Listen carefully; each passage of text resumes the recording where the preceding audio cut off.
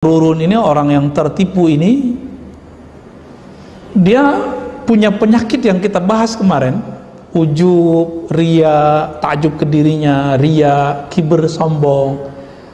Nah, ini bibit di kolbu, masuk ke dalam kolbu. Bertambah ilmu, bibit itu tumbuh. Bertambah ketaatan, riaknya tambah tumbuh. Begitulah terus, tambah banyak amal, tambah sombong. Tambah banyak pengikut, tambah sombong. Begitu terus. Dan fitnah bagi para ustadz, ujian yang paling besar para ustadz dua aja, ilmunya, popularitas, atau pengikutnya. Itu yang paling berat. Ya, semoga kita selamat dari itu. Amin ya rabbal alamin. Ya. Ada yang mau ditanyain, Pak? Udah 6:04 nih. Tapi jam saya yang lelet. Ya. Gimana? Kenapa? Cara membersihkan sombong, ria, itu dia terlihat nggak? Nggak kelihatan kan? Ujub nggak kelihatan. Karena nggak kelihatan, dia nggak cukup dengan istighfar lisan. Dia perlu istighfar batin. Ya. Kan ada ungkapan likulli syai'in thiqala wa thiqalatul qalbi zikrullah. Setiap sesuatu ada pembersihnya, pembersih kolbu zikrullah. Ya, kharur rizq ma yakfi. Ini asar semua ya. Asarnya sahih. Sebaik-baik rezeki yang cukup. Wa khairudz dzikr al khafi. Sebaik-baik zikir yang khafi. Karena itu yang menyembuhkan bibit-bibit penyakit yang ada di dalam kolbu. Jadi wajib, menurut saya ini wajib belajar zikir khafi, zikir kolbu itu wajib. Dalilnya di Quran surat Al-A'raf ayat 205, wazkur rabbaka fi nafsik. Sebut nama Rabbmu di dalam dirimu.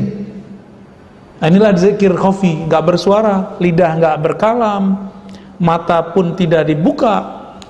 Dia sibuk membersihkan, ngebom, membabat habis itu. Kalau enggak pakai ini, enggak akan ada caranya. Ibarat dokter, ini penyakit dalam, harus dibedah enggak? Pembedahannya pakai zikir khafi. Enggak pikir bisa pakai obat luar, Pak. Enggak bisa. Itu sebabnya oleh kalangan thariqat tertentu seperti Naqsyabandiyah, Qadiriyah, Syadziliyah, Idrisiyah, ya, itu mereka punya semacam dosis. Berapa zikir dibaca di kolbu, itu dosis, lagi ngobatin kolbu itu.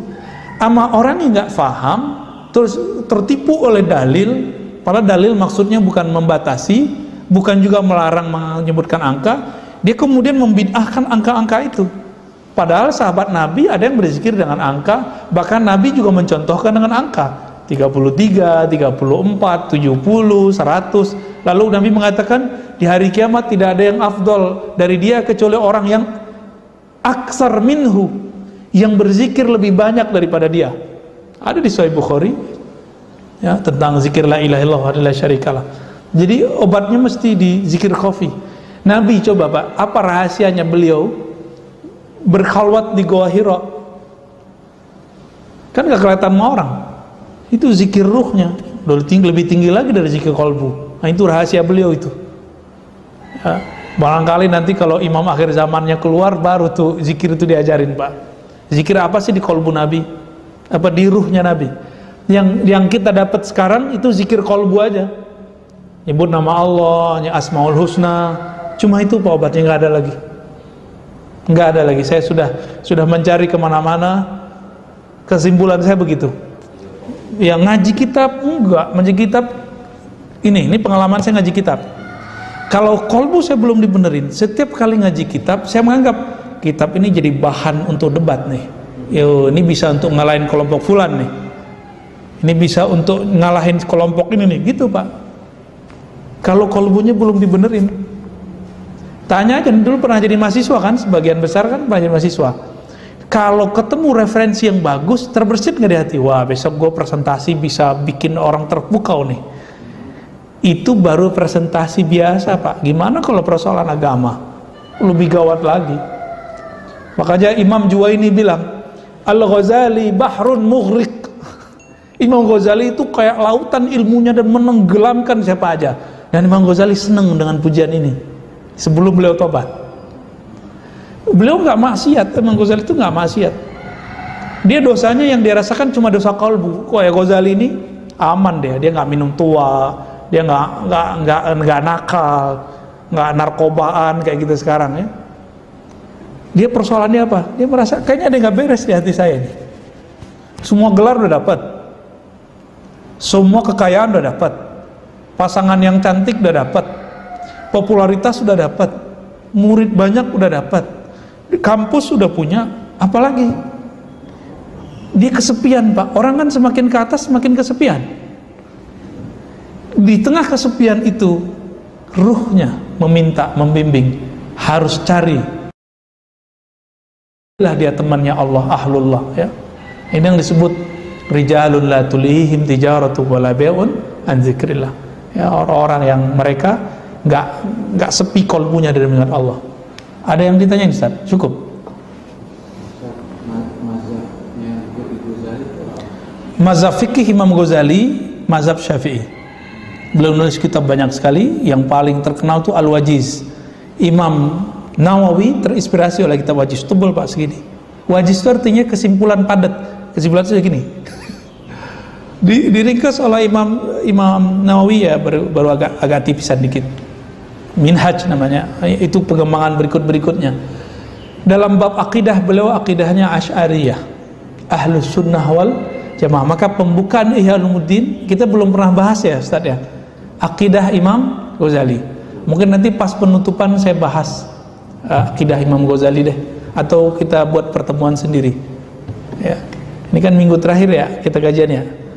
Nah, mungkin kita buat nanti di luar Ramadan akidah Imam Ghazali, biar nanti akidah kita nyambung sama dia. Insya Allah kalau Allah berkenan kita ijazahkan silsilahnya biar nyambung. Wah, ini anak cucunya Ghazali secara akidah, kira-kira gitu. Terus tasawufnya beliau mengikuti Imam Abu Ali Al-Farmadi. Imam Abu Ali Al-Farmadi ini nanti terhubung ke Imam Qushairi, terhubung ke Imam Kharqani, terhubung ke Imam Abu Yazid Bustami dan Imam Junaid. Jadi Imam Ghazali ini beliaulah yang mematenkan prinsip-prinsip tasawuf. Tazkiyatun nafs kata orang yang takut dengan nama tasawuf. Prinsip ini relevan dipakai oleh thariqat mana saja. Bahkan kitab Ihya Ulumuddin ini yang menjadi prinsip ajaran tasawuf itu kemudian diringkas oleh dua tren kelompok. Pertama kelompok sufi tarekat. Imam Abdul Qadir Jailani, Syekh Abdul Qadir itu meringkas. Ada ringkas apa dia? Mukhtasar Ihya. Bahkan kitab Ghunyah itu diambil dari Ihya Ulumuddin. Terus ada tren orang tidak bertorikot secara resmi, tapi dia ada torikotnya yang memang ada disebut. Itu jalur Al-Maqdisi, Ibnu Qudamah Al-Maqdisi. Nanti turunnya ke siapa? Kawannya juga Ibnul Jauzi. Ini mereka tidak bertorikot secara resmi. Mereka menulis Mukhtasar Ihya Ulumuddin, namanya Minhajul Qasidin. Minhajul Qasidin karya Ibnul Jauzi itu diringkas lagi oleh Ibnu Qudamah dan menjadi buku Tazkiyatun Nafsnya Salafi sekarang, judulnya Mukhtasar Minhajul Qasidin. Coba kalau kita sebutin gini, bisa-bisa besok nggak ngaji kitab itu lagi dia. Tapi saya harap tetap ngaji aja, jangan cuma karena nama-nama begini kita kemudian menentang suatu kitab ya. Nah, itu dia. Dan kita temukan ada kelompok yang kebetulan cocok dengan satu guru dan sangat dengan guru tersebut akhirnya. Cuma kebetulan kadang-kadang dalam urusan ibadah bahkan muamalah kan guru ini agak berbeda dengan mayoritas yang lain. Tapi dia udah terlanjur sama ini. Torikot?